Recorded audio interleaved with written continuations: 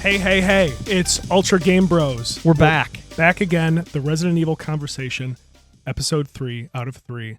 Last time we talked about Resident Evil 4.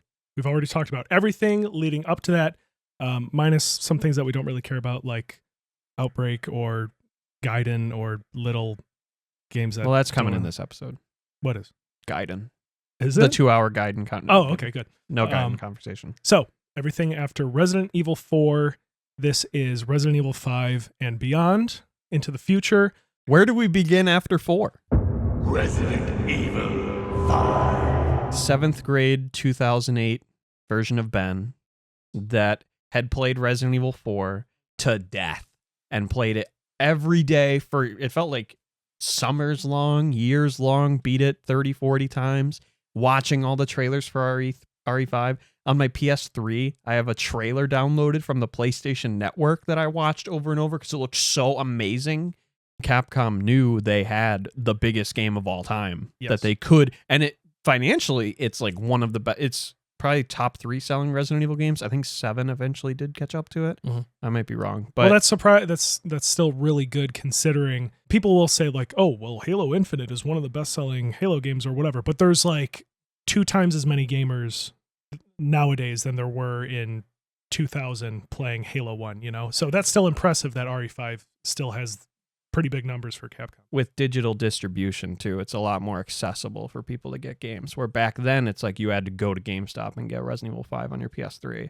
But I'm building up hype. I'm in junior high playing the demo over and over because there was a demo that they put out. I remember that. I remember watching E3 as well. It was the Xbox conference. It was probably 2007 where they started showing off gameplay of RE5 and just being like, oh my God, this looks like the best game of all time. And I remember them being like, and there is one more thing for us to reveal. And then it cut to split screen as someone playing as Sheva. Oh. And I was like, is that going to make it better? I don't know, because I didn't ever really play with anybody, but double the people, double the fun. Mm-hmm. Maybe, in theory. That was during that time, too, where like PS3 and 360 games of that generation tried to have a certain look to them. Yeah, you know, like grittiness. I see, like browns and lots of bloom and motion blur and stuff. You can point at Gears of War for that, I think. That was like one of the big games that really popularized games of that era, I think, are the ones that have aged the worst. Yeah. Simply because, like, going back to PS1, 2, anything, going back anywhere that's not PS3 and 360, PS3 360 era is like a very weird puberty era for gaming where it's like they're almost at super high fidelity graphics. Some games pull it off, like Metal Gear Solid 4, The Last of Us. But some games just all had the same muddy look. That's like 60% of them, unfortunately. Yes. There are some that stand above the rest, and I would say RE5 is one of them, personally. Yes, I think RE5 looks amazing. Yes, it has that look. It has that style. That's all I'm trying to say. But yeah, no, definitely graphically, it's very good and runs pretty flipping well for a PS3 360 game. And if you play the like modern remaster of it, it feels and looks great. I think it runs at 60 FPS on like Xbox Series X and stuff like that. It looks great, plays fine. But when that game came out, I called in sick. I stayed home sick from school that day, and my parents, like, they knew, like, okay, it's Resident Evil 5. I'm sure he's sick today. Yeah. So my dad went and picked up the collector's edition. I was going to say, your dad was probably a factor in letting you take off. Like, it's Resident Evil 5. Come on. Like, you got to stay home for that. Yeah, he was busy playing Half-Life 2, and you were like, Dad, can I got the game, and reviews were pretty solid, like 8 out of 10s across the board, pretty much, and just playing the game on day one, being like, this is the best game ever. Like making myself believe that as I played it, because the demo really is good. Like the demo is just the village. Yeah, it's the best part of the game. Yes, the demo is the village section, and then there's like a section after that where Sheva and Chris split up and fight a Chainsaw Magini. Yes, so there's like 2 little spots. But playing that, I think I beat it in 2 days because it's a really short game. Like it's at the minimum half as long. They're probably like, we need RE4 2 and we need it now. And it's so evident that it's RE4 2. Like the village section is the same thing, but not as good. there are just so many other sections, like fighting Irving, like Fishman Irving. Yeah. Is a worse version of fighting Delago from RE4. Except you're on like the boat and he jumps in, and then you're on like some minigun. Yeah, it's like it's like an open arena basically where there are turrets surrounding the boat, and then he comes on either side or in front of you and tries to fight you. There's so many little things like that, at least in the beginning.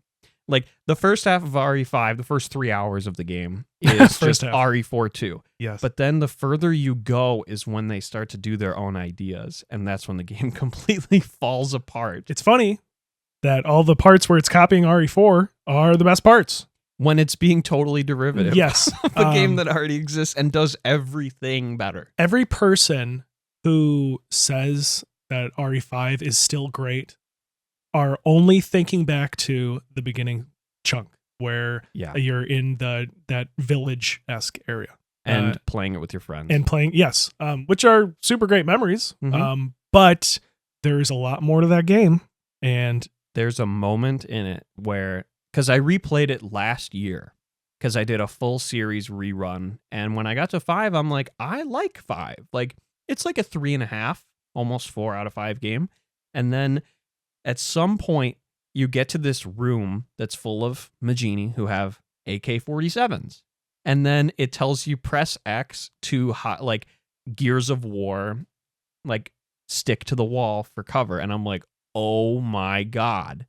Who designed like it's funny that they came up with a mechanic right there because they were like, well, we want people to shoot at you, but we don't have an actual cover system, so let's just invent one right now so that we can continue on and develop this game. And it feels terrible too, like compared to like Gears of War or something like that, which is so funny too, because Resident Evil 4 inspired Gears of War, and then Gears of War inspired Resident Evil 5 to make it worse. Yeah. Like everything that Resident Evil 5 borrows from games of its era to try to like fit in, like I would say the co-op aspect is a total mistake as far, even though people have fun with it. It could have been good. It's just not done.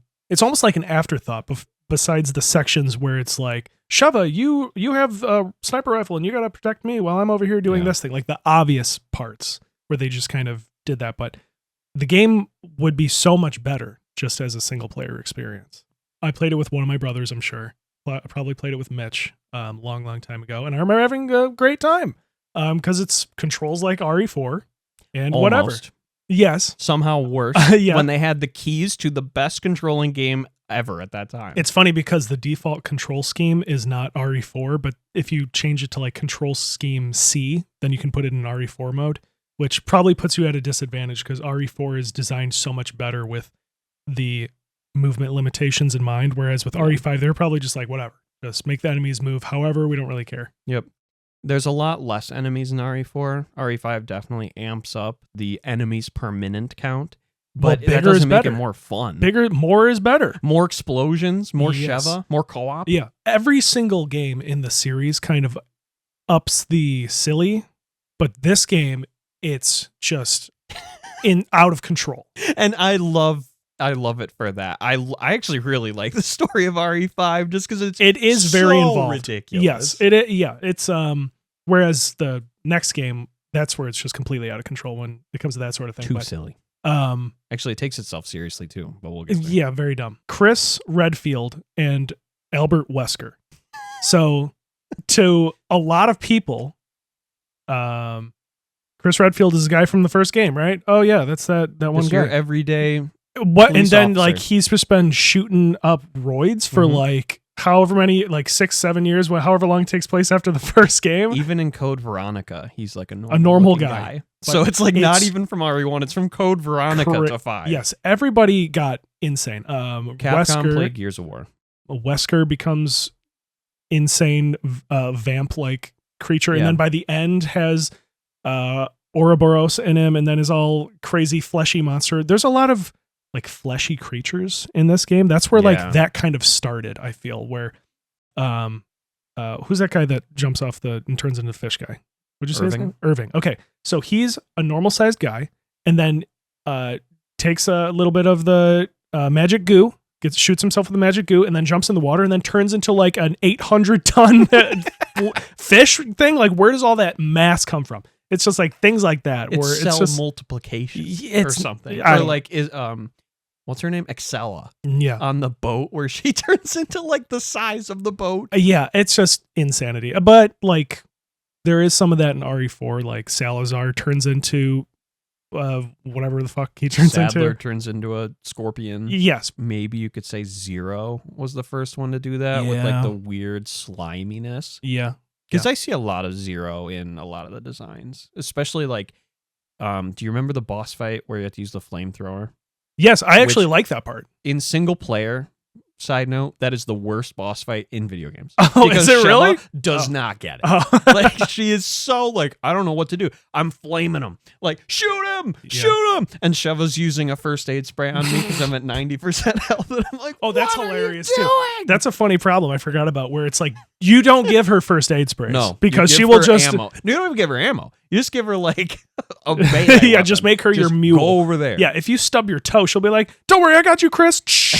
And When spray you you're down. running away from your partner because your partner's gonna waste Get away items from on me! you. When your partner's the scariest part of the game. Yes. You know you messed up somewhere. Wesker's doing backflips 100 feet in the air and Yes. literally in boss fights dodging bullets. like the Matrix. Yeah, he's Neo mixed with Vamp from MGS4. It's the craziest thing I've ever Yeah. fought against in a game. And like there's a lot of boss fights that have like weird gimmicks to them, like the flamethrower fight or Wesker having to like shoot because he doesn't take his sunglasses off because it hurts his eyes, like in Welcome to Raccoon City. I forgot about That if you're in like a dark corner of his boss arena, that's when he can't see you. So you have to shoot him with a RPG so he catches it in midair, Yeah, and then you shoot it so he right. takes slight damage. Yeah, it's just out of control, man. It's when everything started going off the rails, and it's interesting because you see the curve of the quality and sales of the games go up until they reach RE4, and they peak there sales wise. They peak with RE5 until they start to whatever. But it's weird how the Resident Evil 4 release is like the precipice for Capcom, where it's like, okay, how we proceed from here is very important. So I'm sure the budget for Resident Evil 5 was like $1 jillion, and they probably made it all back. Anyway, is the game fun? That's the next question. In the first half, it's fun, and then it gets bad. Especially once you start taking cover, that's when you should just stop. Everything in that game's health is like 10 times higher than RE4. I guess because it's like you're playing with a co-op partner, so they Right. had to up the health of other enemies. Yeah, the inclusion of that just screams to me that the game wasn't designed properly, and I'm not a game designer, but it just seems like there's less intention with stuff like that. Whereas like that guy has this amount of health, whatever, just put it at this. Like it's not like it was thought about. I think it was a 3-year development cycle from RE4 to 5, so they did have a lot, especially at that time. Where Remember getting games so quickly? yeah, like the God of War trilogy is like 5 years Right. to get all of them. Now it's like 5 years between games. Yeah. Somehow, since Resident Evil has come back, it's actually like a very like consistent release schedule. Capcom figured it all out. I don't know what they did, but the Division 1 team after 6, whatever they did to take like 6 years off, they came back as, if not my favorite studio ever, top 3, like with From Software. For sure. But the best thing about RE5 is the DLC. One DLC to be specific, which is the Lost in Nightmares expansion. It's basically a prologue that you have to pay for, which if this would have been included as the beginning of RE5, it would have had the most memorable beginning other than RE7. Actual puzzle solving and like actual fun game design. It's so weird that it's better than 90% of RE5. There's unlocking doors, finding keys for things. It's like totally out of place for RE5.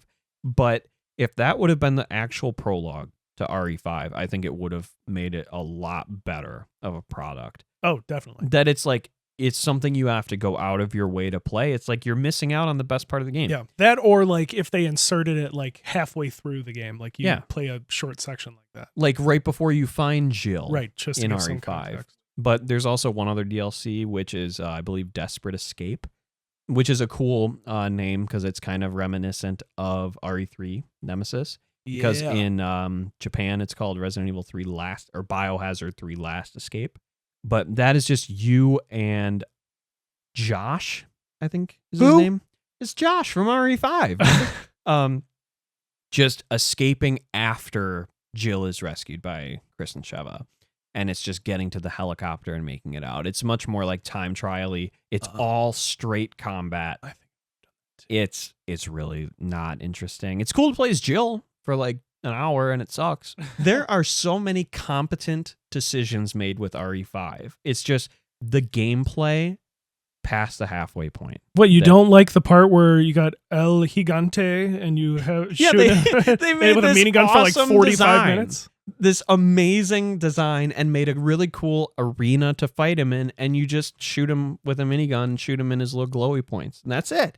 I recall the minigun shooting him in the face being like unusually difficult, like failing, like if he swipes you twice, you're just dead. Resident Evil 5 is an oddly difficult game, only in boss fights. Just because of how stupid some things Stupid, are. Not like and, it's meant to be what challenging. am I doing wrong? Yeah. Like this is probably the Resident Evil the most where I'm like, I don't understand why I'm losing. Yeah. Like, what can I do differently?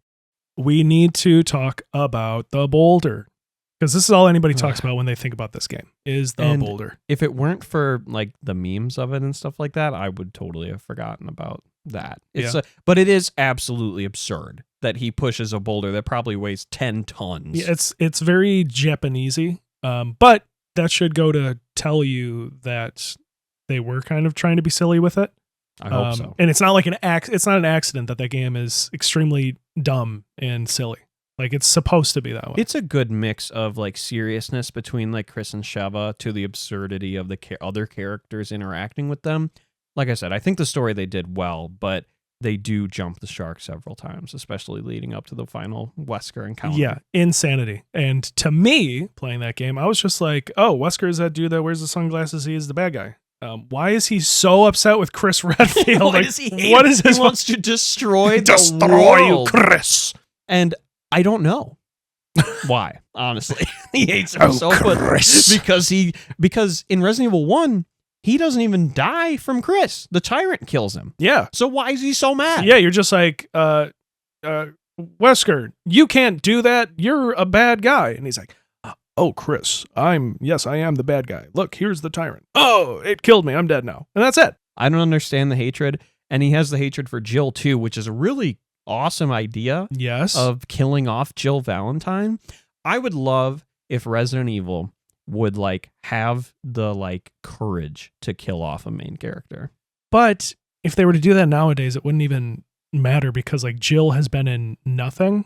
You know, like she's not. Nobody is really relevant to the story of Resident Evil anyway. So if like just Chris Redfield, just Chris, basically. Right? So and if Leon. but it wouldn't feel like earned or anything. Like if at the end of Village or Resident Evil 9 or whatever they kill Chris, like then it would be like, whoa, I can't believe they did that. They actually that's did what that. I'm saying. Because he's been in it, but they actually kill off Ethan, which is cool. Yeah, which we'll get there. But like kill off someone like Jill would be so cool. No, like do something cool with these characters because they are just really archetypes for the player. Yes. They're not like it's not like Kratos where he has very deep storyline to him where most of these characters at this point were in the Raccoon City incident, and now they're super crazy super soldiers who kill a lot of stuff, and that's their character for the most part. They had lightning in a bottle, right place, right time, a lot of iteration on different versions of RE4, from Hookman to all the other different iterations they tried to do,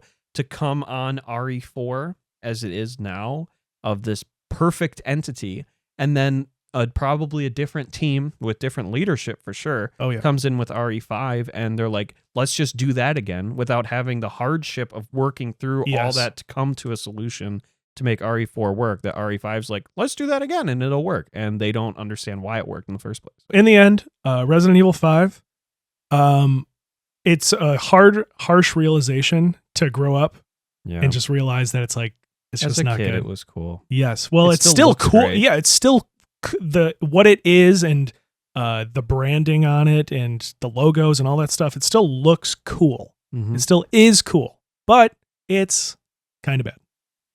It's the one that you have the best memories of that hits the least when you go back, where there is one that sucked from minute one of its release. Resident Evil 6. This is the point where I peaced out. I was like, bye. I think, well, at that point, it was kind of the end of the series. Yeah, for the most part. Like, it was like the final game kind of feel because everybody's in it for the most planet part. explodes, basically. Yes. Yeah, but this is where, Capcom's just completely out of control. They've lost their mind. Somebody let them loose yes. with RE6. I think like they simply just got lost in the sauce on this one, where it's just like, it's just make it bigger and better and blah, blah, just. RE5 was bigger and better and it sold better, so keep making it even more crazy. Yeah, it sold well, but it's cool at least that Capcom, after all was said and done, that they did recognize that it was very bad. RE6 is now divided into 4, but then it becomes 5 campaigns, or maybe it starts 3 as 3 and then there's 4. a 4th. Okay, 4 campaigns of a pair of characters in each of them, and it's all like a campaign each, and they're all like 4.5, 5 hours long. They're all RE5s. Yeah, in their own length. With the marketing, it's just so crazy too. Like, I remember the commercials where it's like Chris Redfield and Leon Kennedy, the two dudes meeting, and like it ends with them pointing guns at each other. On the back of the box, Chris and Leon are aiming guns at each other. And it's like, what? It's kind of like Halo 5, how they marketed that as like, oh, Master Chief has gone rogue. Like, what's going on with Master Chief? And we got to hunt him down and whatever. And by the end, you're like, I don't know what happened. Yeah, and it was totally a lie in the marketing. So similar to this, it's like, dude, what's gonna happen? They point at those guns at each other and have a fight for like a minute and a half. It's almost like they don't realize who each other are. Oh, it's you. Okay, good. I thought you were a bad guy. I don't think they had met though. Well, they know who each other are. Right. They're like, Chris, even though in our world, Yeah. they've never been in the same game until this point. So at some point, well, there are the animated movies, which I believe they do meet, like Degeneration and Damnation and Vendetta and Death Island and all the great really animated good ones. movies. Yeah, they're all good. Them meeting, I think the issue was like, Ada is a bad guy now, but she's really not a bad guy because it's an evil clone of Ada, Carla. What? You don't remember that? Are you making this up? I'm not making this up. Ada has look it up. Ada has an evil clone named Carla, who she kills all of Chris's team, which makes him an alcoholic at the beginning of Chris's campaign. I forgot. It's the worst. Game is like, so it's bad. so bad. Like, there's so many weird things too. Like, why is Sheva not in the game? Like, what happens from RE5 to 6? Why is Jill never mentioned in the game? Where's Claire? Yep. Like, there's so much weird stuff. Like, the world is ending. Where are all of these characters? Are they out on vacation somewhere? It's They're kind not of in China. like like with Marvel movies, how when they introduce more and more characters, then you think about the timeline where it's like, okay, well, this guy exists in this universe now. Why didn't he stop 9/11? Yeah, where was Captain Marvel this whole time? Right, yeah. So it's just crazy. So yeah, I think Leon's campaign is probably the best one by default. For sure. Him and Ada have the best campaigns. Yeah. It's like Leon and Helena or something. Helena Harper. Yeah, and they have like the most Resident Evil-y feeling one, where it's like going through spooky cathedral thing in a graveyard and whatever. College.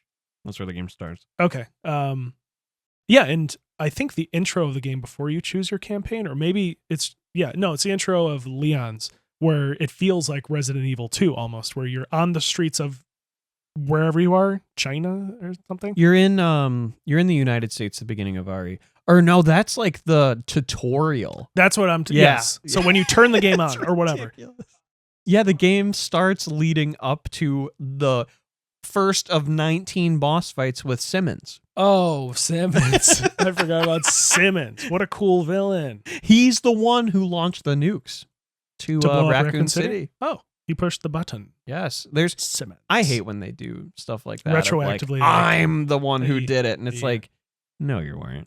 You didn't exist back then. Right. Like, it was whoever the real president was or whatever. But there's the thing about RE6 that's like, in theory, it's a good idea, like on paper in a boardroom, is why don't we make, okay, so we have these fans who like the old style of Resident Evil 1 through 3 and some 4. We have the newer fans that liked RE5. And then we have the weird fans who we don't know what they want and we're going to make something new.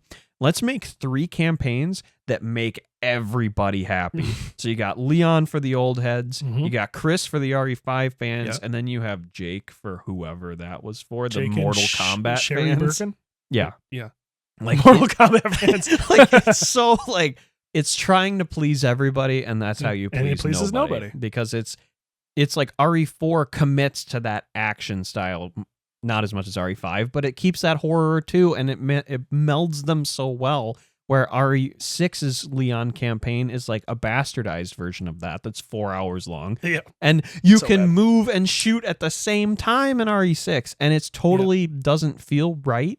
And people say like, oh, RE6, even though it's not, and they say this about RE5 too, even though it's not a good Resident Evil game, it's a good action game. No, it's not. No. RE6 feels terrible to play. And it's weird. The game constantly asks you to keep playing too, because like you beat a level and it takes you like to this menu thing where you get like points or whatever. You can play it again and you get better guns. Yeah. And then you beat the campaign and then you go back to the main menu and then it's like, would you like to play the next one? And it's just like it should, like, it just feels like you're out of it and you're in the real world for a second. Then you have to really think about it. And it's like, do I really want to play the next one? Okay, I bought the game. I guess. Yeah, I mean, do that. I want to know what Chris says to Jake about killing his dad. Yeah, I guess. Yeah, I guess that's and yeah. So then you do it, and then you do the next one. It's like, do you want to play again? Okay, I guess I'll play Jake's now. Okay. And then Oh, you it's do Sherry. Okay. Yeah, and then you Do do I- unlock the Ada one, which is like 2 hours long, which helps, Mhm. and The brevity is it's a nice, not horrible. mercy. And it is weird that one's the most like Resident Evil feely, because when the game launched, that was a single player only campaign. Then they patched in the ability for like just some agent to play with you.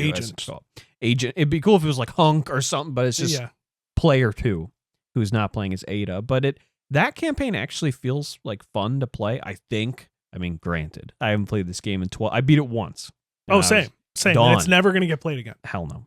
So there was the main co-op for the main campaign. I think you could do campaign in the Mercenaries again. And there was like a versus mode too. The one thing you cannot hold against RE6 is there is so much content. If in you value RE6. your games by minute per dollar, like you'll be a millionaire Yeah. as far as that game's concerned. It's like there's so much content, but there's almost not that much to say. Like No. it's just so It's just mediocre. unremarkable. The cover mechanics are improved from RE5, I Yeah. guess. There is a quick dodge thing too. I remember that it's RE3 like style. where you dodge and then you hold down aim and then it lasers onto their forehead. Maybe that's where RE3 Remake got that from, because that's the same exact kind of quick snap dodge. the dodge thing is in the original Resident Evil 3 as well, but it's not. Yeah, It's functionally the same as it is in. I know it's Resident slow Evil 6. motion in RE3 Remake. Yeah, but in RE6, it's just like it's not. It's just a straight up action game. You know. Yeah, the It's horror is long gone. no real item management. Like, of course, you technically have an inventory screen where you can move things around, but it's like it just is what it is. Oh yeah, I should have mentioned this during RE5, but RE6 is the same concept of the inventory management style, Yeah, they changed which it. they couldn't have transferred over the attaché case from RE4 to RE5 because of the co-op that ruins everything.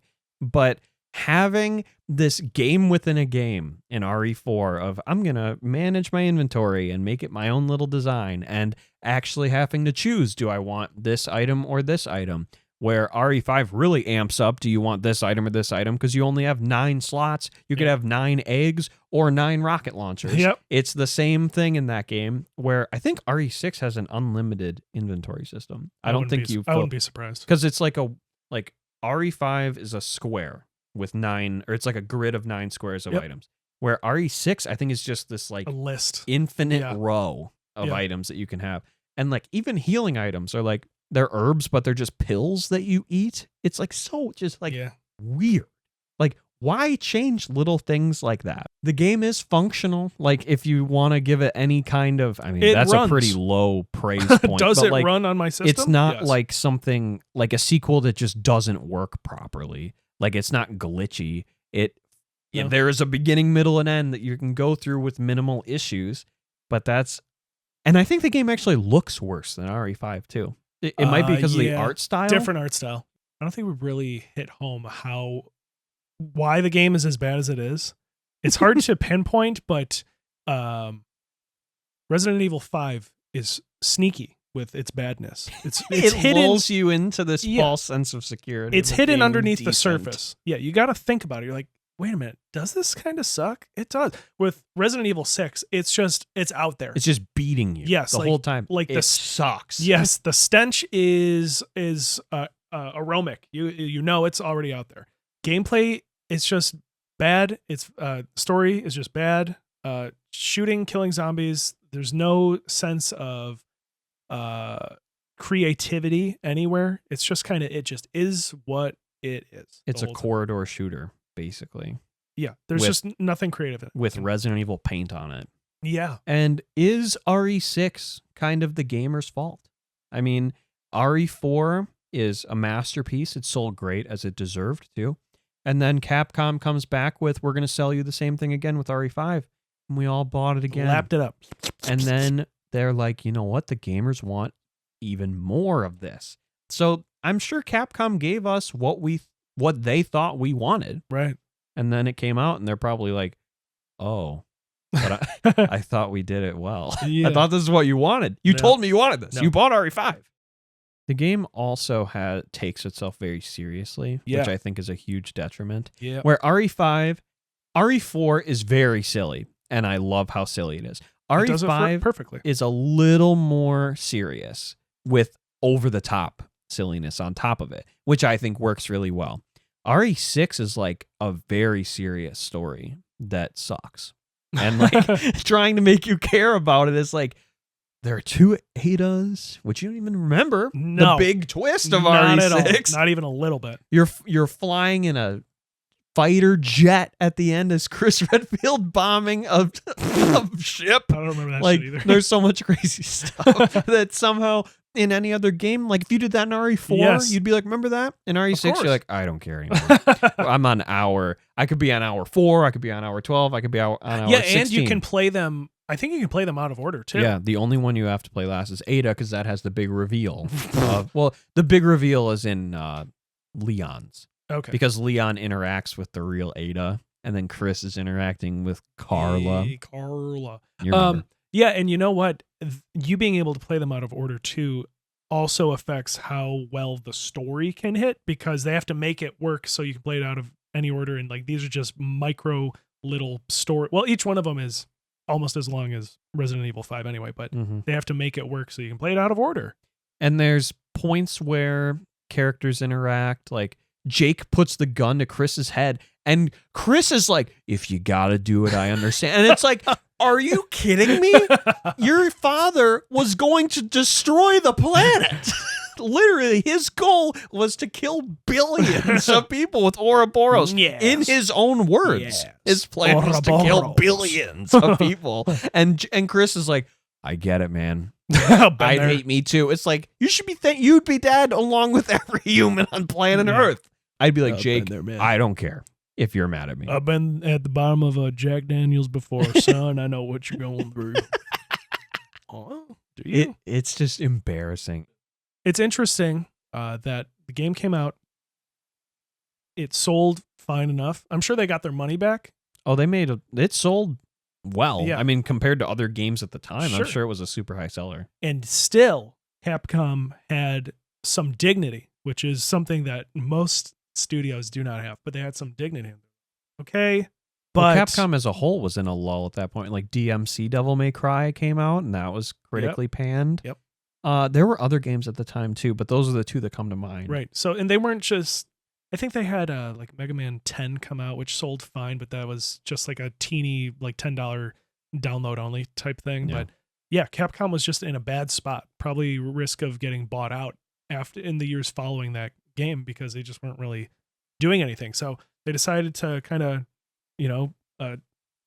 pull up their pants a little bit and came out with Monster Hunter World. Yeah, Wild just came out. Yes, Monster Hunter World, and the next game we're going to talk about, Resident Evil 7.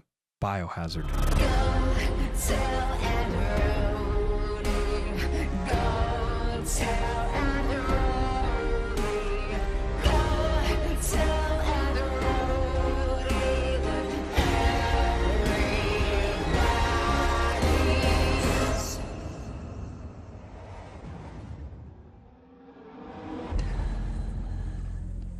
They were like, you know what? We want Capcom to be a mark of quality again, and it to mean something when you look on a box and it says Capcom on it, and not just think like, oh, this is going to be a big blockbuster game that's going to be stupid and dumb. Like, actually, like, develop stuff properly, like you would expect from a Nintendo game, you know? Or a From Software game. Yeah. That when you buy one of their games, you're like, I know this is going to be good. Yeah. Since 2017, They had a renaissance. I have not seen a company come back the way that Capcom did. Capcom went from making RE5, which is fine, to RE6, which is bad. And then they disappear. It's like they went back to the locker room and they're like, Yes. we got to come back out swinging, because even though we're winning, we are disappointing the fans in the stands. They went on a wilderness retreat. We're looking at the stars. We're talking, had some ayahuasca and figured out some stuff and decided to make quality good games again. And they're like, how do we do it with the next Resident Evil entry other than going back to where it started? Not in the sense of going back to the Spencer Mansion, but going back to the type of gameplay that made us the company that we are, which is true survival horror. And RE7 is one of my favorite games ever.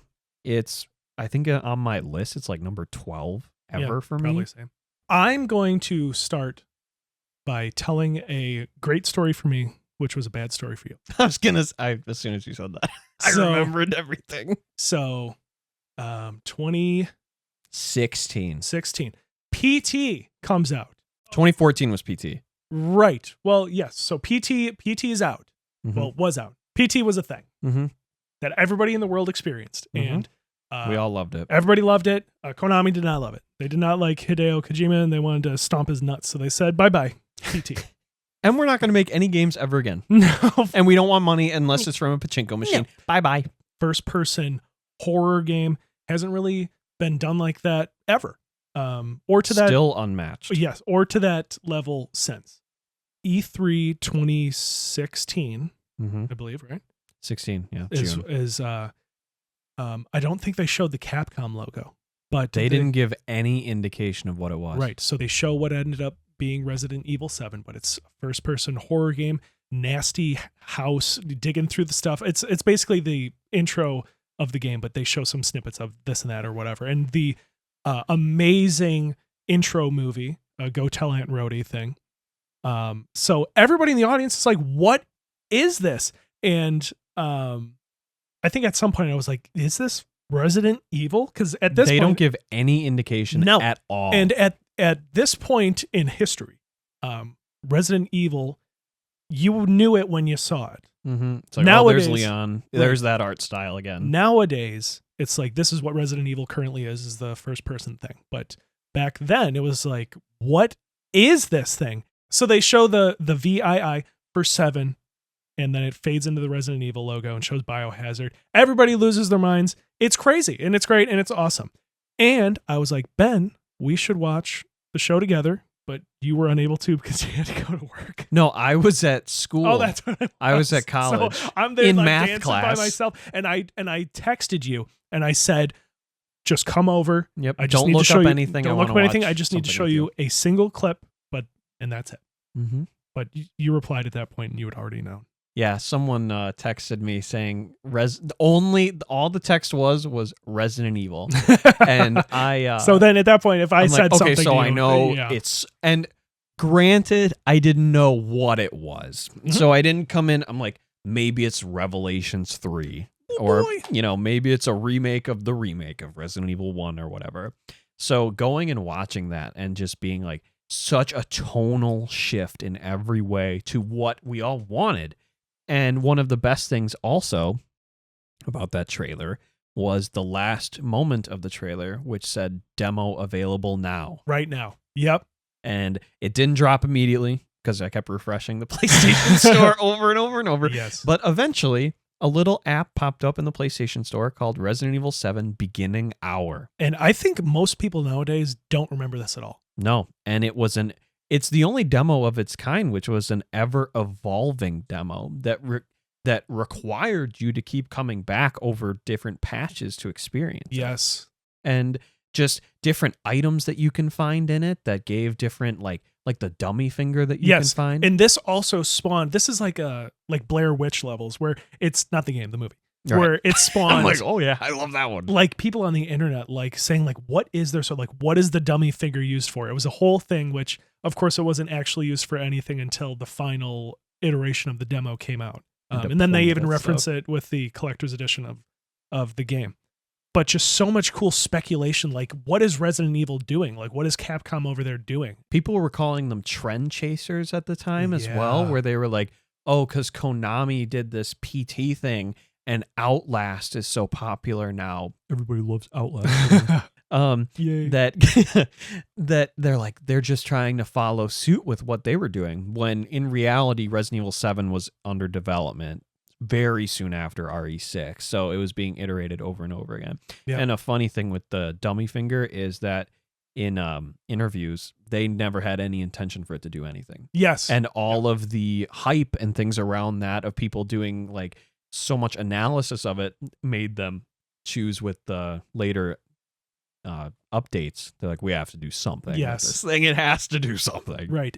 The team that made that game is so I'm sure most of the people are the same, but so reminiscent of what we expect from Capcom nowadays, where it's just like, well, of course they would do something like that, or of course they would acknowledge this thing and do something cool about this thing. Whereas before with 6, 7, or 6, 5 and Revelations and that whole era, where it's just like The Lost Era. right, just junk slop machine, with to varying Umbrella degrees Corps. of quality. Yeah, with varying degrees of quality. Mostly not great. Mostly mediocre. Like Yeah. the Revelations games were the only like shining, Like normal yeah, games. like, oh, this is fine. Yeah. Especially Revelations 2. That one's like, okay, cool. Is that better than Revelations 1? Yeah, for sure. Really? Yeah. You should play that one. It's it's co-op too. Very daring that they took the direction that they did. Like similar to Resident Evil 4, no zombies, quote unquote, but this is even more so, where it's like there's no analog for zombies. There's just a new creature type that you kill. The setting, you're like you've said, you're home. You're in the U.S. of A. Good old U.S. of A. You're not in like What could go wrong? You're not in Spain. You're not in China. You're not in Africa. You're not in unusual places for us Americans. We are in Louisiana. Yeah, Louisiana, but still the setting is like Silence of the Lambs-y feeling. It's like gross, it's grimy, it's dirty. It's Slimy. such a, yeah, literally a lot of slime and greasy, but like the ability to make you feel so at home. And I'm looking at the back of the box, it says fear comes home in giant letters. Oh, To make you feel like you are in a familiar setting, but being so isolated and in a different world Alienated. at the same time. Like, how am I in my home country, yet I feel like I am so far beyond what I have ever experienced in my entire life? Yeah. And they couldn't do that with RE6 when you go to China. Ethan Winters, a brand new protagonist that has never been referenced in any Resident Evil game up till this point. they haven't officially like shown his face until Well, they do. They do. they think they don't for some Yes, reason, but you right. do see Ethan's face many times. Because there for was some also reason. speculation about that. Like, who is he really? But he's just a guy. It's just Ethan Winters, your buddy. But you're the everyman again. You're not Leon Kennedy, super soldier. You're not Chris Redfield, bodybuilder, Arnold Schwarzenegger, Boulder wannabe. puncher. Yeah. It's kind of interesting too that this is the only game where like it's just like a small isolated story that has nothing to do with anything Except for Village. until it does have to do with something. Because it's cool that when you do get near the end of the game and then you have a piece of paper and then you flip it over and you see the umbrella symbol, then it's just like, This is a Resident Evil game. Right, I it's thought it's it crazy. wasn't. Whereas 6 is beating you over the head with zombie Neo Umbrella. yes, crazy stuff like that. Whereas just seeing the symbol is like, oh my god, this is crazy. Even though it really doesn't amount to much, but narratively, it's crazy. Yeah, because it trains you to be like, this is not your mom's Resident Evil game. This is something much darker and much scarier, and it's not taking anything that you've learned from the other games into account. It's Scariest its own Resident Evil game. game. Oh, for Yeah. sure, not even close. When they were showing off the demo, they were like, this has nothing to do with the main game. This is just a teaser, which is probably a reference to PT in some way. That's just a tonal, like, demonstration of what the game is going to be. But they lied. You enter this house and you're like, oh my God, I'm in the guest house again. Right. And there's no other game where it's like you start the game for the And first you know time where and you're you're like, at. oh my God. Like this is I'm here back. and this is I there. know where that guy who punches me and welcomes me to the family is going to be. But as you go through this house and the day slowly fades to a storm as you're looking for your wife, and then to totally change what you would expect, you find her 15 minutes later. Yep, she's There's right there. Mia. Let's get out of Yeah, here. let's get the fuck out of The here. game's over.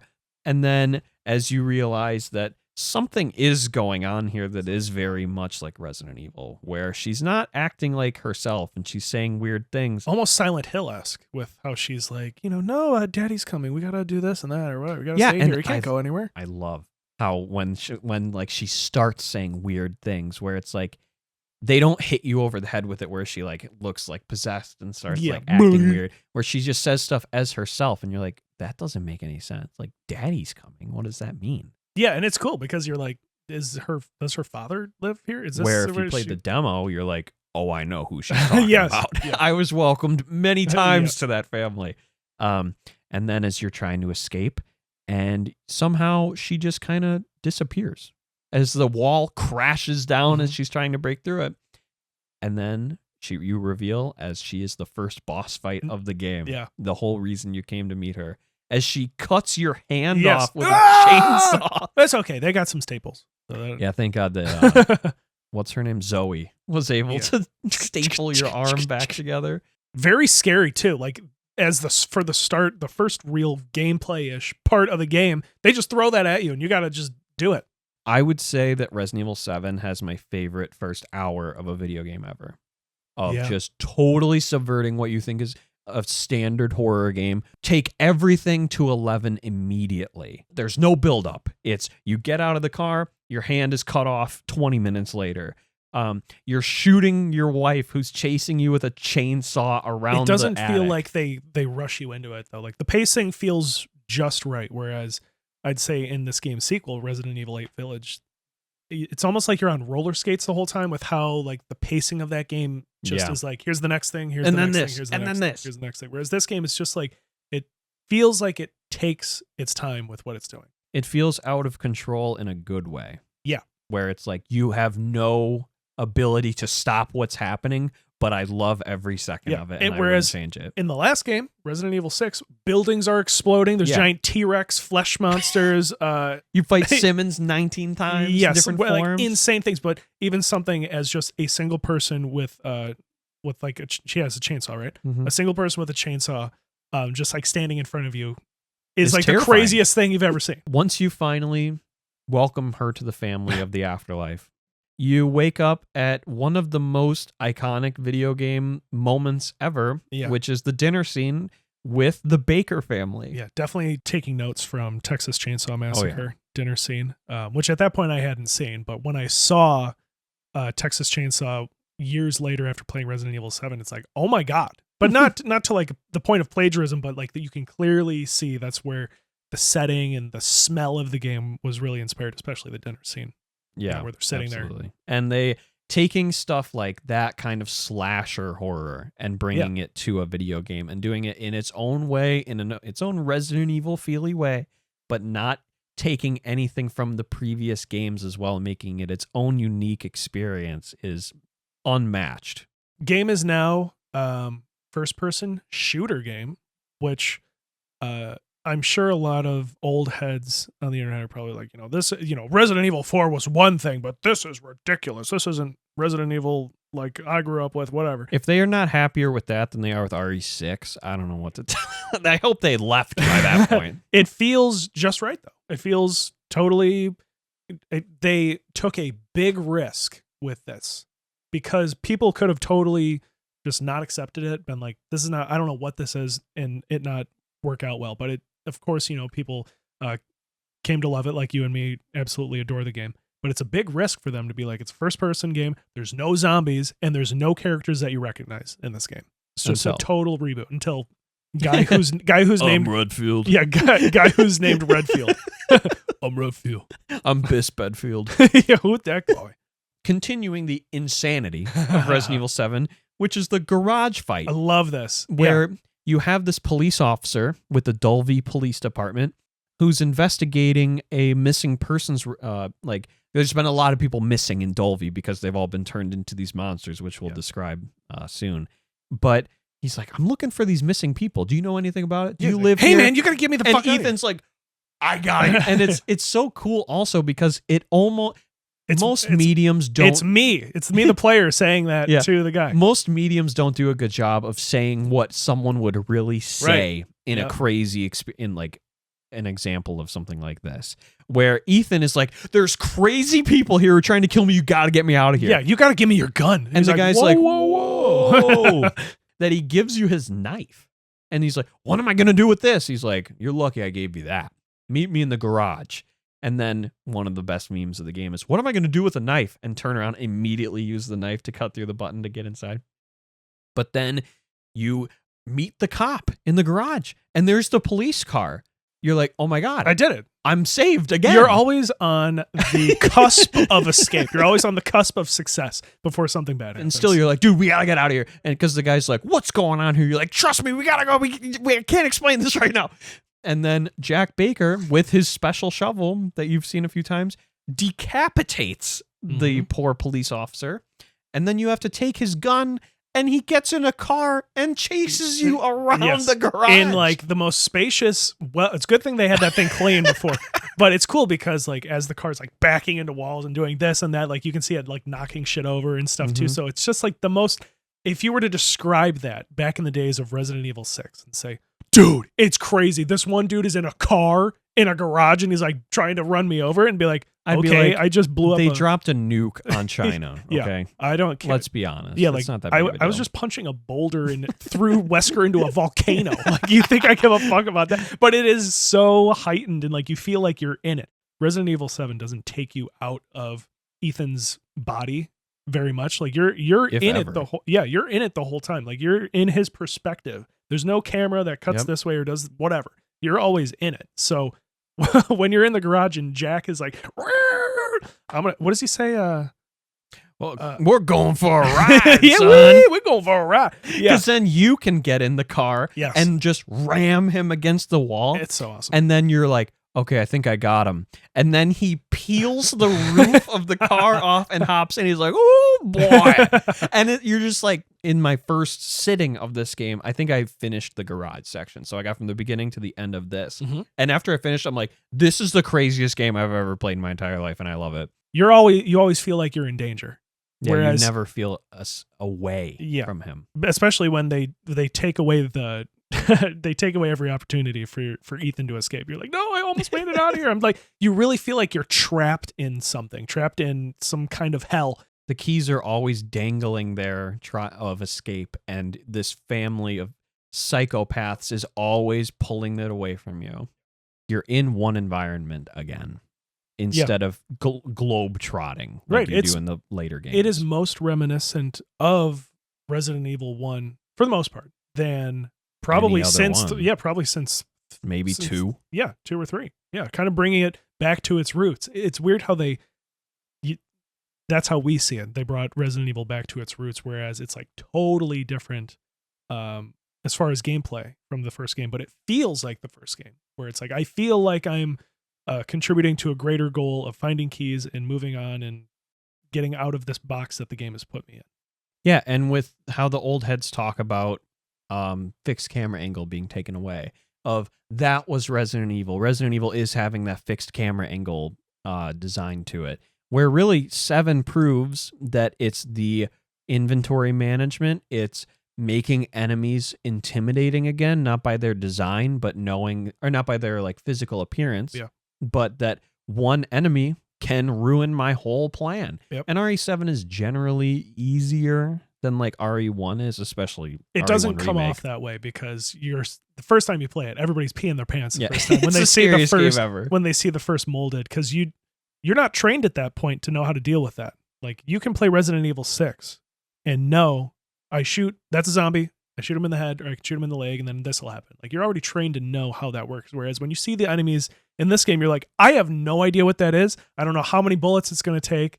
So the first time you play it, you're going to obviously have a way harder time than repeat playthroughs where it's honestly a lot more forgiving than you'd think it is. Probably the best reveal of of a new enemy type in Resident Evil ever is when you go down into the basement. And it's like everybody knows just from pop culture, I don't want to go down in the basement. But the game is like, you got to go down there. And it's just this door at the bottom of a staircase with a single bar light above it of like, oh my God, no way.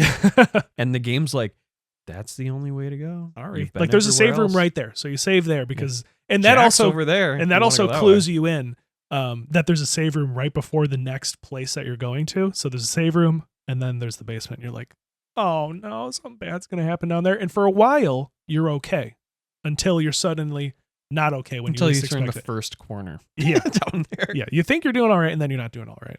One of the saddest parts about RE7, even though it is one of my favorite games ever, is the beginning is so front loaded as the best part of the game. Yes. If the second half of the game were as good as the first half, RE7 might be top 5 for me ever. But once you leave that main house, once you do your double chainsaw battle with Jack, and you get the shotgun, which it's cool that there's like puzzles to get weapons and stuff. Like you don't have to get the shotgun. The game's quality drops like catastrophically. I would say it's a more steady decline for the most part until you get to a certain spot. Cause like there's still the stuff with like Marguerite and the guest house and all that stuff and a little bit of Lucas out there when you finally get outside. I also love when you finally get outside and then there's a new enemy type just right there that's going to jump on your face and beat your ass. It's like a licker. Yes. Almost. Yeah. Yeah. I wouldn't say it's like a dramatic, like, oh, now the game is not as good here. It's kind of steadily is like, it's definitely front loaded, like you said, though. The dreaded boat. Yeah. It's when I'm like, it's like just not even fun to traverse. Yeah. Where running the mansion or like the big main house is so like rewarding to be like, okay, when I get this key, I can go here. There are totally optional rooms you don't even have to go in that just have items, or if you're good enough, you don't even have to get items from them. But once it turns into I'm Mia and I have a gun, it's when it drops. It's cool because of its narrative significance to the story. Like, I'm playing as a damsel in distress now, except I'm kicking all sorts of ass. Mm-hmm. But that novelty does wear off relatively quickly, and her section is pretty freaking long.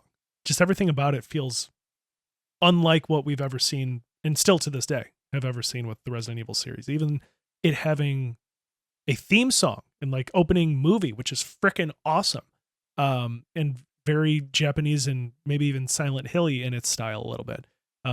The save theme music, where like you just feel like you're in a cozy space, but it still is kind of like foreboding. There's just nothing like playing Resident Evil 7. Just how fun it is, how the way it makes you feel and the way it feels to play. RE7 is a game we will never get again.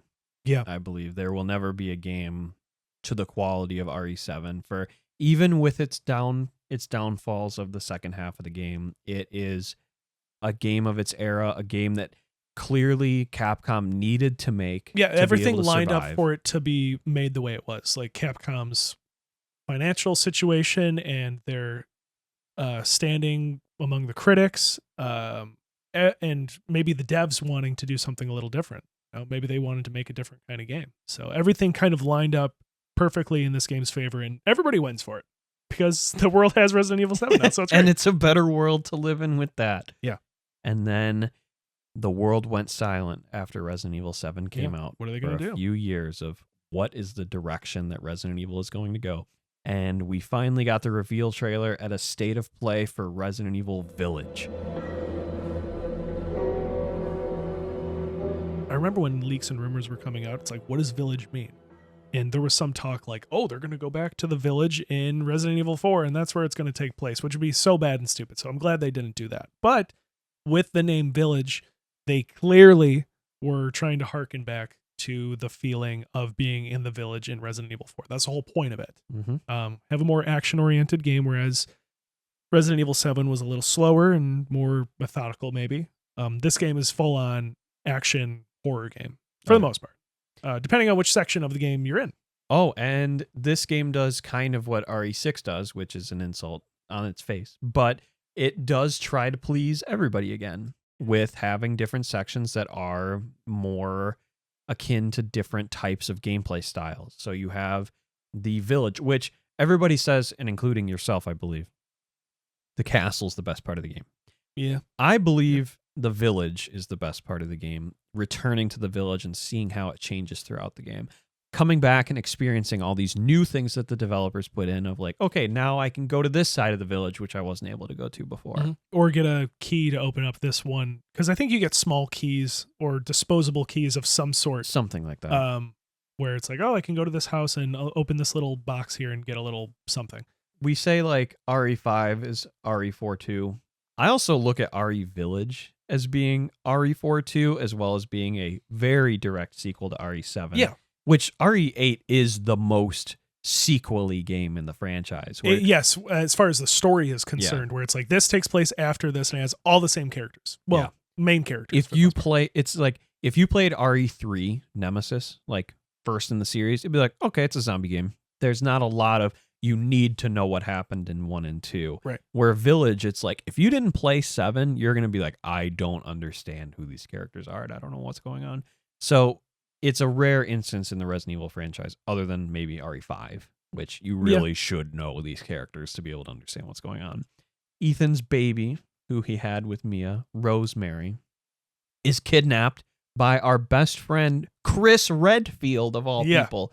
One of the biggest downfalls of the story of Resident Evil Village is that they kill Mia, and they don't explain why they killed Mia. All they can say is, I don't have time to tell you why. I don't even have time to tell you why I just killed your wife. We got to go right now. Yeah, like, I mean, well, why? Well, I mean, that's part of the fun of the game is figuring that out. But it's such a weird plot hole though of like you're in the car the whole time with these guys. Why aren't they like, okay, this is why we did that?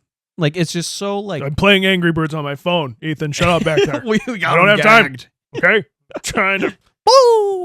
I'm playing Flappy Bird on my iPhone 4. Yeah. But like, shut up, Ethan. Of course, that has to happen for the game to make sense, to exist. Yeah. It just feels like they could have done something differently with the story because of how much the story kind of opens up compared to 7. They do leave themselves open to plot contrivances like that, where, well, why didn't they do this or why didn't they do that kind of thing? It's another thing of like, is the story that important? Where I actually really like the story of 7 and 8, especially as one unit. Well, in these games, more so than the previous ones, the story is front and center. Mm-hmm. I mean, that's your motivation for doing the things that you're doing. And, of course, there's more cutscenes, more dialogue, and all that stuff. So narrative is right there at the front. When the story itself has to exist in the way that it does for the story to make sense of Chris doesn't explain what happened, why he's killing your wife and kidnapping your baby and you, when he totally could have right there and been like, oh, okay, thanks, man. Oh, that's it. Okay, no big deal. Oh, all right, you guys go. I'll stay here. The vibe of the village, which I hate using the word vibe, but it's like just the aura that this thing shows off to us. I absolutely love the village itself. How they slowly introduce, like, this place is not a normal place. This place ain't your old-fashioned Resident Evil. Yeah, you sneaking around in the like little cellar area. The beginning part where you finally gain control of Ethan, like the real gameplay part, is very reminiscent of the first house in Resident Evil 4, where you're like, go in this small area to do a single thing and get out. Actually, I'd say it's more reminiscent of Resident Evil 7 when you first gain control of Ethan in there. And the guest house. Yes. But then you start seeing some freaky stuff and some weird stuff. And when you finally get through that whole section and you get to that cliff face where you see the village and you see it all, very exciting part where it's like, this is the game I'm about to play. And having played the game and the 4 major sections of the game, you can see all the 4 major sections of the game from there. You see the castle, the factory, and all that other stuff.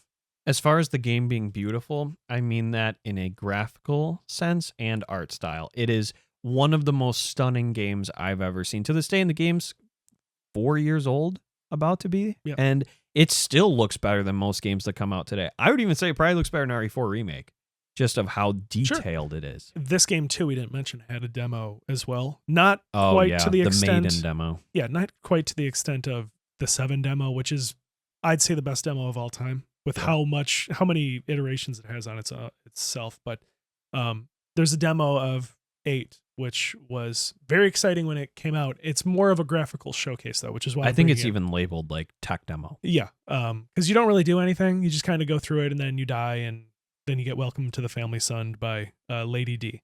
And even seeing that demo when it first dropped was super exciting because it's like, this game looks crazy with how good the graphics look. And even to this day, even though there's probably stuff that's technically better, just how it looks and gels is almost unmatched with how cool it looks. It's one of those games that you play and you're like, this game cost $1 billion. Yeah. This game had 150 people working on it for 5 years straight. And Yeah. it's one of the best looking things ever. Yeah. So once you enter the village, you have what you can never escape in the Resident Evil franchise, which is a copy of the Resident Evil 4 village sequence. Yep, just like in 5, just like in 6. Yeah. It is the worst iteration of the village sequence, I would say. It's sloppy. It's not as good. And like the first one did it the best. RE4 is the best version of that. And RE5 is good too. Yes. But RE8 is just like, it's one of those things like the puzzle bosses in RE5 where I'm like, I played it on hardcore on my first playthrough, which I always try to stick on harder difficulties in survival horror, especially Resident Evil, especially for a first playthrough to really get the experience the game is trying to give you. Yep. Going through that section is one of those points where I'm like, I don't know what I'm doing wrong, which is like the worst feeling in games. It's not like when you're playing Bloodborne and you're fighting a boss where it's like, I know what I need to do. I just need to do it. The game does not let you run full speed. Like, you do have to take your time in the very beginning section. Because I died 2 or 3 times, but I also play games very slowly and very safely. And that is, you have to do that in the beginning section, even though you're being chased by like 400 werewolves and you're like, you're scared and you want to do this and that. So you feel compelled to run 100 miles an hour. It's cool. And you know what they're going for. They want it to be frantic and like, oh my gosh, this is crazy. But it's just too much, I think. It's funny because it's the hardest part of the game. Easily. By a mile. Like, there are boss fights that, like the Lady Dimitrescu boss fight, fighting Mother Miranda. Nothing comes close to that part. I remember playing that game on launch day and sitting there at night being like, I don't get it. What am I doing wrong? Like, is this the game? Because I didn't sign up to just be frustrated. Yeah. I signed up to be scared, not scared of how mad I'm going to be. And then you get to move on, explore the village a little bit, and then you get to go to your favorite part of the game, which probably is objectively the best part of the game, which is Lady Dimitrescu's castle. Yeah, I still like the village. It's cool but it doesn't do enough. It is very hub world feeling. I almost feel like none of the game does enough with its sections. None of 100%. The sections have enough time to breathe. The internet, I think, likes the castle the best, and so do I. It's the most Resident Evil-y feeling It's part. probably the best design section. Where you have rooms, and you have some keys, and you have a lurker enemy, or whatever they're called, with Lady D. Follower, yeah. She's awesome. Her maidens, or whatever they're called, are no maidens. Her daughters. Yes. Yeah. That's all great. Now the more that I'm thinking about it, like the way you traverse that and unlock stuff and go down ladders and climb up here, and then you climb out the window and you see her. That whole section is just super awesome. And it's 2 hours long. Right. If that was the whole game, I'd be very, very happy. I really, really like the castle section. I wish that was the whole game. But I love being chased around by Lady D. And when it finally culminates into the boss fight with her, it's just spectacular. That's simply that's the best way I could describe it. Where you're at the top of wherever, like a bell tower or top of the castle or something like that. And she turns into this giant grotesque flying creature, which is a crazy fight, and stuff's crumbling down, and then you fall down and the boss fight continues someplace else. It's just the best. And easily for me the highlight of the game. So it kind of stinks that it's like, oh, this is the best part. Now there's the rest of the game. Yeah, the castle's absolutely gorgeous with its architecture, which really lets the photorealism art style really shine. Like ray tracing and stuff. And this is a kind of game where like RE5 aged really well because it has a more, I don't want to say cartoony, but like it has more of a timeless art style. This game goes for photorealism, and it's so good that I don't think it'll ever look bad. Where I think Code Veronica went for, at the time, we're going for realism, and it looks terrible. That's what I was saying with PS3 and 360 and like late PS2 maybe. That era is just aged so badly. Like it's hard to go back to. Whereas we're kind of in a point nowadays where it's like you can play it anytime and it'll always look as good as it looks. I mean, if you think about RE7, that came out in 2017. We're in 2025. The game still looks fantastic. Yeah. Like, I think the PS4 generation just was when they figured out how to make graphics look amazing. They didn't figure out fidelity yet. No. But they figured out how. And not performance either. That's what I mean, like frame rate. Like they Yeah. didn't figure that out. Like Bloodborne still looks amazing in screenshots, but In screenshots. but when you turn on the slideshow that is playing Bloodborne, that's when it's like, oh, they could just do something with this to make it run better. But with the castle being concluded, you get to go back to the village and you get to experience all your fun stuff. Just before that, you meet the merchant. The Duke. Yes, which again is another thing. Like it's very like they wanted this to be like a Resident Evil 4 feeling game with the merchant because there wasn't a merchant in Resident Evil 7.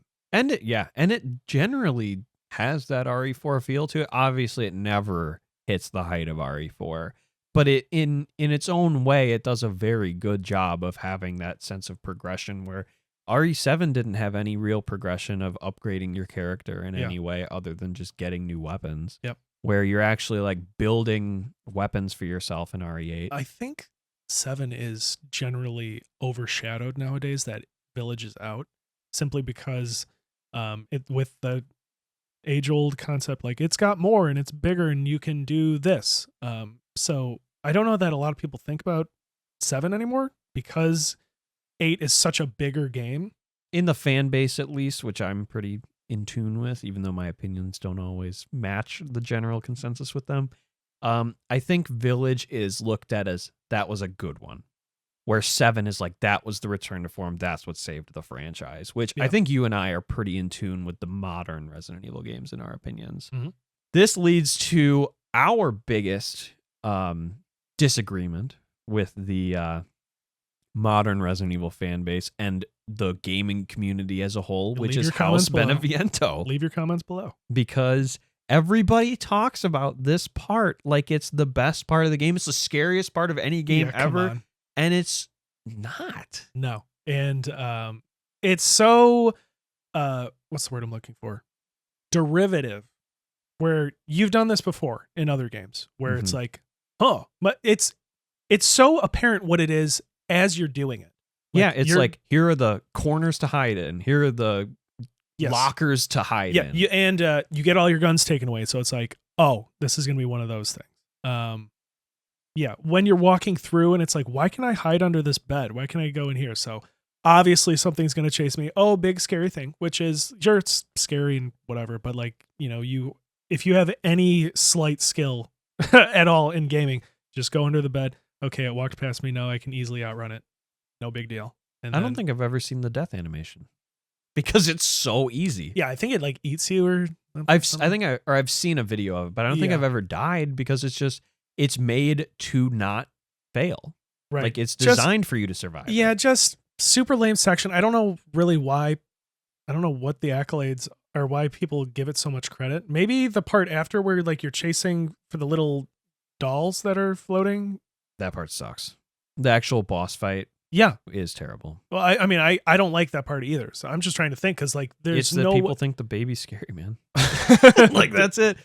The puzzle where you're doing the investigation of Mia's like mannequin, I think that part is cool. Thematically is cool. Yeah. I love the tension building of that section. Like because when you're playing it for the first time, you're like, oh my God. Because when a game takes your weapons away, it's trying to make you feel like, oh, you're defenseless. You can't fight back. But to the real gamers like us, it's like, okay, I can't die. Yeah. Exactly. Like, okay, so there is a exact right route that I have to take to be able to hide from whatever it is. But the actual puzzle part I thought was pretty cool. But the way that it builds up tension of actually meeting the baby, I think is done really well. But as soon as you see it, for me, was like, okay, there's the thing. The chaser thing. And now I just run away and hide. Yeah. And it's not cool anymore. If you had it more where the DLC actually has a really cool version of this where it's like from Doctor Who, like the weeping angels or whatever they're called. Yeah. It has that with the mannequin of Mia, but it's a Oh. bunch of them that are following you. Oh, that's cool. Where you have to like watch them, because if you look away, they're going to chase you. So it's actually, there's gameplay stuff you have to actually do to succeed, where when you're running away from the baby, it's just hide under the bed and wait for it to pass you, and then you run back, and that's it. Yeah. But House Beneviento as a whole, I think, is definitely the most overrated part of Village by Easily. an infinite margin. Yeah. But I don't think it's bad. I just think No part of it's- that game is bad. That's the thing. Yes. And that's why it's difficult for us to really love the game, because it has some great moments, some even excellent moments, but mostly just great moments, and then a ton of okay moments. Yes. That's the problem with it. There's no super lows. There's no soaring highs, maybe a couple, but it's mostly just either great or okay. So you do House Beneviento, which is very overrated. And then you go to the weirdest part of the Yeah, game, kinda which goofy. is the Fish Village. Fish guy. I actually really do like the boss fight. It's the best boss fight in the game. Well, yeah. no, second best boss fight in the game, which is Lady Demetress. Oh, yes, of course. Maybe even third, because the final boss is good too. Final boss Village is has very- some good boss fights. Yes, it for does. sure. You finally get to fight the coolest character of the game because he's so cool and hip and fun. He wears which is sunglasses. He's Heisen- cool. He wears sunglasses He's so at cool. night Yeah. inside. He's so- Heisenberg from Breaking Bad. Yeah, very weird part of the game too. Like in his death factory with Yep. automatons, and I don't even remember what the story is going on with him, but He tries to convince, because he's not controlled by Mother Miranda. So He's he's like kind of Lucas. the Lucas of the game. Yeah. But he's like, I want to take her down. I've been working against her to try to kill her. Yeah. You've already killed everybody else. It's me and you. Let's work together. And I'm like, I'm in. And Ethan's like, no. I'm like, why? I'm a good Let's guy. work together. Look at this guy. Yeah. He has He's- the power he has of the like tools. telekinesis Yeah. and electricity and magnets. Why don't we work with him? And he's like, nope. Yeah. Okay, then I'm going to kill you then. Bye. So that's where there's the enemies that are like half human, half robot, and they got a big red spot that you The shoot to kill them. dumbest enemies in the game. You also run into Exposition Redfield here as well. Yes. It's like, okay, Ethan, we finally have time. I'll tell you what's going on now. I didn't mean it. I'm sorry. I saw we. But after that silly exposition dump is when you get into a little machine thingy, and then you fight Heisenberg as a little, like a mech battle almost. Yep.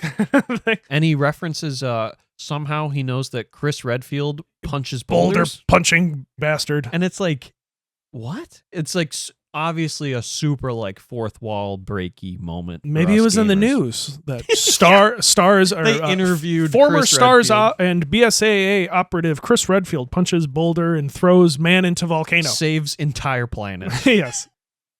Then I think the game gets a little bit better. Yeah, it ends on a much higher note, I think, than 7 does.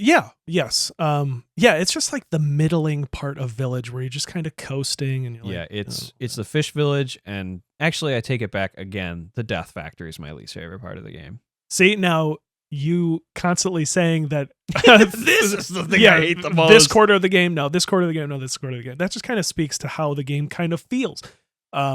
Which Ben and I have very similar feeling where it's like the game is undeniably a great game, Mm-hmm.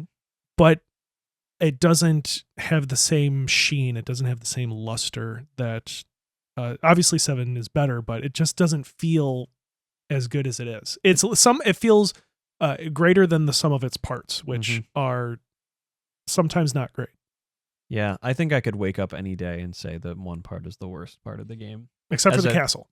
Yes, the castle is the best, and I love exploring the village. Yeah. And I like things about each of the other parts, Yeah. but it's just that I have issue with a lot of them. Where there are parts in 7 where I'm like, it's perfect. Like the first time you're in the main house is perfect. Yep. The old house is nearly perfect. Yep.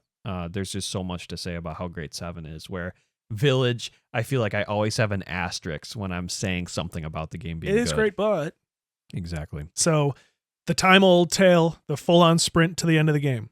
And I actually really like this part because you have your full arsenal. 1,000 Lycans are running at you, and you're just shooting them left and right. And you're Chris Redfield. Oh no, I don't even mean that part. I mean that part when you're still Ethan too, because there is a point where you're Ethan, and then you stop becoming Ethan, and then you're Chris, and then then I forgot about that part. Then that's a super sprint to the end. It's a marathon sprint. Yes, so it is fun killing stuff, but narratively, I could not care less about what's going on. At least as far as the Mega Mycete is concerned. It's the Mega Mycete. Which, when we got to that point, I'm like, wait, what is that? And then Chris was like, yeah, those are Mega Mycete. I got. That's what that is. And he just throws a grenade. Yeah, at it. I don't. No more Mega Mycete. I don't know, man. But when you do regain control of Ethan, and then do the final battle with Mother Miranda, spectacular boss fight. I think very RE4-esque. Yes, very awesome. Sadler-like. Yes, awesome. Feels like the final boss of the game. The arena is cool. She looks cool. I didn't mention the music up until this point, but the music is very orchestral and grand, especially like the general combat song that plays like during the opening village section. Yeah, the devs were on something else, man, when they decided to revive Resident Evil. Yeah, and they got their A-team back for the only thing in the renaissance of Resident Evil is 3 remake that clearly wasn't made by people who love the game, where 3 remake is like, all right, let's get this out so we can do 4 now, which is what everybody wants. Yep. Now, what I would love to talk about is the extra content in Village, like the Mercenaries mode or whatever it's called. Yeah, which is a freaking nightmare. I hate that. It's. I think it's actually kind of bad. So it's bad. So it is bad. Now, how this works is traditionally the Mercenaries means score attack mode, right? Mm-hmm. But in this one, it's just the worst because you have to physically walk your character in a particular position for enemies to spawn. Otherwise, you'll lose your score attack because enemies didn't spawn. But it doesn't tell you, go to this area and more enemies will spawn. You just have to figure that out. It's like enemy spawning manipulation, the game. Yes, it's like It's very strange. Yeah, it's like you're going against what the game actually... It just doesn't make any sense. And very poorly designed. It's close to being fun, though. In Resident Evil 4, it's more about like your skill. Can you manage this many enemies and keep the multiplier going and grab the items and at the perfect timing? Like, it's more about skill, where this one is just about do it 100 times so you know where enemies spawn and when they spawn. And I know that 2 guys are going to pop up there, so I'm going to leave that one alive for this many seconds. It's just nonsense. And every level is multiple levels as well. Yeah, so it's you're just doing like 5 it's tedious. Like stages in a row. So it's like you can't even just be like, I want to memorize this stage. Like, no, you have to do the first 3 stages to try this one again. Yeah. If you want to like memorize where every enemy spawn is. Just too much. Horrible. Too much. RE8's DLC is also a step down to 7, where 7 had such awesome and unique ideas. A lot of the game to me is like what could have been with this game. There's a lot of cut content from Village, but I just have so many little problems that hold it back from being something that there's a lot of reservations to have about the game. But it's where 7 strides and goes above and beyond in so many ways that it is one of the best in the franchise. Yeah, I guess that's Resident Evil for us. Wow. I can't believe we actually got through all of them. Yeah, I mean... Although all the important ones. We didn't give Gaiden, we didn't give Outbreak enough time. All right, it's time to talk about Gaiden. Okay. It's on the Game Boy Color, and it sucks. Or the Mercenaries 3D, but that'll be... Umbrella Darkside Chronicles. Yeah. Yeah, I mean, the fact that we have talked about this franchise publicly, not even in our own conversation, that's 1,000 hours. Yeah. Right. But publicly online, we've talked about this game for like, well, we'll know when they come out. 6 to 7 hours, probably. Sure. And we haven't even talked about half of them. But we talked about all the ones that really, really, really matter. The good ones. So, and some of the bad ones. Every time we hang out, when we try to decide what to do, the first instinct that we both have is maybe a quick castle run. Maybe we go see Salazar. Yeah, maybe we do a quick Resident Evil 4 game. Why not? Okay, well, I think that's it for us. I'm sure we'll have a Resident Evil 9 dedicated episode. Yeah, whenever they reveal that, we'll talk about it. Until then, that's Ultra Game Bros. We'll see you next time. Goodbye. Bye.